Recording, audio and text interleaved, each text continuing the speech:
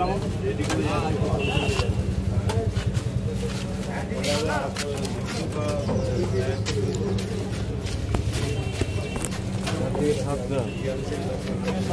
সন্দেহে ফেরিওয়ালাদের মারধর, খবর পেয়ে উদ্ধারে যাওয়া পুলিশের ওপর হামলা গ্রামবাসীদের, গ্রেফতার 14। পুলিশ তাদের বর্ধমান আদালতে পেশ করলে 14 দিনে পুলিশি হেফাজতে পাঠিয়েছে আদালত। ঘটনা বৃহস্পতিবার রাত্রে পশ্চিমবাংলার পূর্ব বর্ধমান জেলার দেওয়ানদিঘি থানার আলমপুরে চোর সন্দেহে মারধর করা হয় কয়েকজন ফেরিওয়ালাকে। আক্রান্তদের উদ্ধার করতে গিয়ে এলাকাবাসী আক্রমণের মুখে পড়ে পুলিশও। ঘটনায় পুলিশ 14 জনকে গ্রেফতার করে শুক্রবার বর্ধমান আদালতে পাঠায়। আদালত 7 দিনের পুলিশ হেফাজতে পাঠিয়েছে 14 জনকেই। গ্রামে পুলিশ মোতায়েন করা হয়েছে। পুলিশি ধরপাকড় শুরু হতেই মারধরের ঘটনায় যুক্ত অনেকে এই মুহূর্তে গ্রাম ছাড়া। 4 জন ফেরিওয়ালাকে উদ্ধার করে তাদেরকে চিকিৎসার জন্য পাঠিয়েছে পুলিশ। ঘটনায় একজন পুলিশ কর্মী আহত হয়, তাকেও প্রাথমিক চিকিৎসা করানো হয় এবং তারপর তাকে অবশ্য ছেড়েও দেওয়া হয়। চোর চোর করছিল, তারপরে ওই পাড়াটাই হয়েছে। আমরা এতটা ঘটনাটা জানবো না শোনা, কিন্তু ওই পাড়াটাই হয়েছে। এই গ্রামের লোক নেই কেন?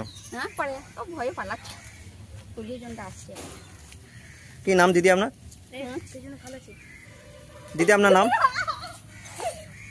আমার নাম শুনে কি হবে শোনা।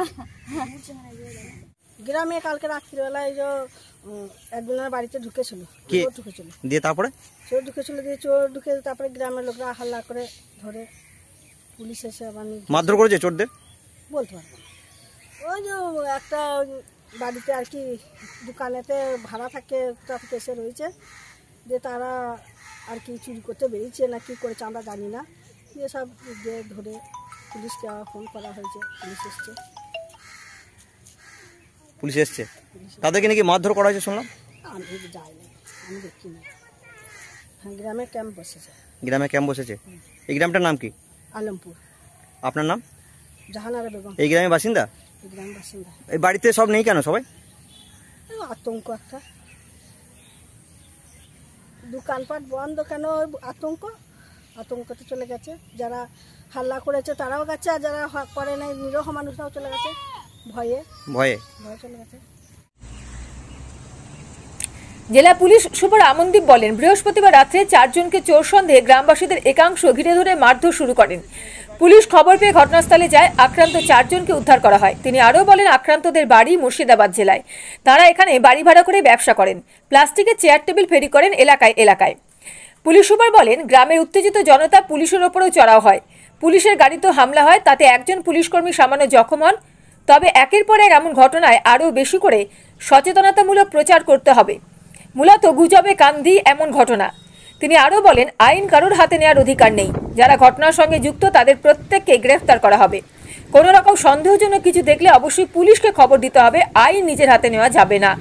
যে বা যারা মারধর করবে তাদের বিরুদ্ধে কিন্তু পুলিশ যথোপযুক্ত ব্যবস্থা গ্রহণ করবে। দেখুন, গতকাল রাত্রি 2টোর সময় প্রায় আমরা 1:30-2টোর সময় খবর পেলাম কি এরকম একটা বাড়িতে 4 জনকে আটক করে রাখা আছে ওদের বাড়িতে। ওখানে আমরা সঙ্গে সঙ্গে আমাদের 2টো পুলিশের গাড়ি যায়, তারপরে ওসিও যায়।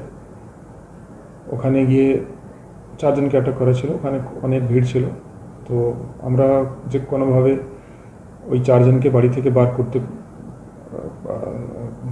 পেয়েছিলাম। তারপরে কিন্তু এই প্রসেস মধ্যে ওখানে ওই ভিড় মধ্যে থেকে কিছু লোক পুলিশকে অ্যাসল্ট করেছে। আমরা যখন রেস্কিউ করলাম তারপরে আমরা এদেরকে আইডেন্টিফাই করে 11 লোককে রাত্রি ধরলাম, অ্যারেস্ট করলাম। অ্যান্ড তারপরে আবার সকালে 3 জনকে, টোটাল 14 লোককে আমরা এখন অব্দি অ্যারেস্ট করেছি। আরও কিছু লোক অ্যারেস্ট হয়েছে, ওদের এগেনস্টে আমরা লিগ্যাল অ্যাকশন নেব। আর আমাদের এর মধ্যে থানার বড়াবাবু অ্যান্ড ডিএসপি রেড করেছেন। আরও কিছু লোক আইডেন্টিফাই হয়েছে, এখন এরিয়াতে নেই।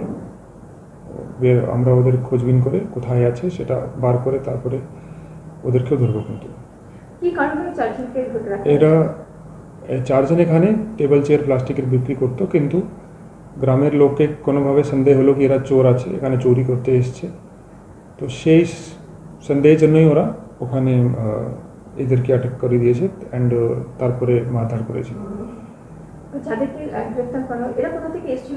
এরা মুর্শিদাবাদ, এদের বাড়ি মুর্শিদাবাদ ছিল। এরা কিছু মেবি 1-2 মাস ধরে এখানে থাকছিল, পসিবল মাসিক ধরে।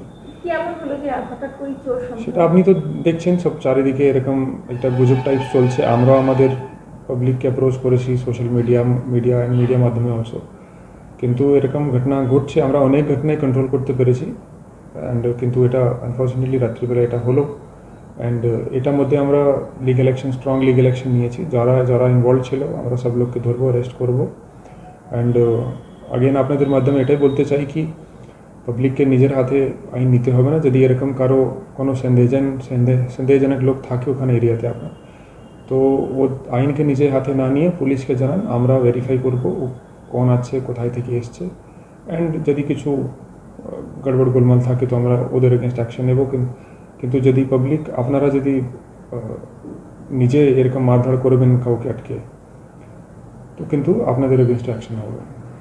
গুজব প্ররোচিত হবেন না এবং আইন নিজের হাতে তুলে নেবেন না।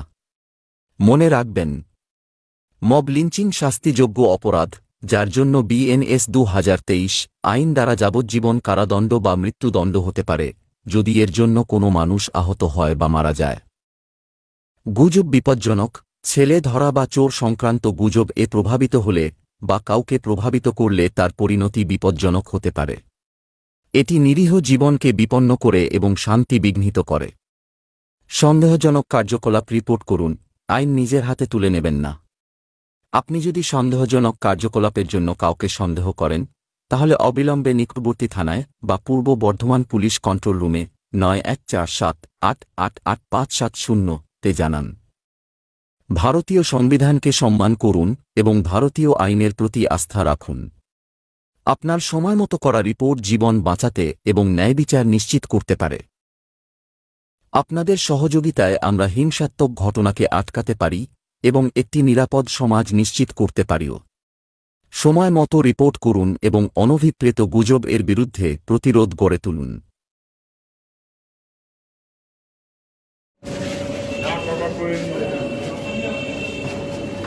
Hey!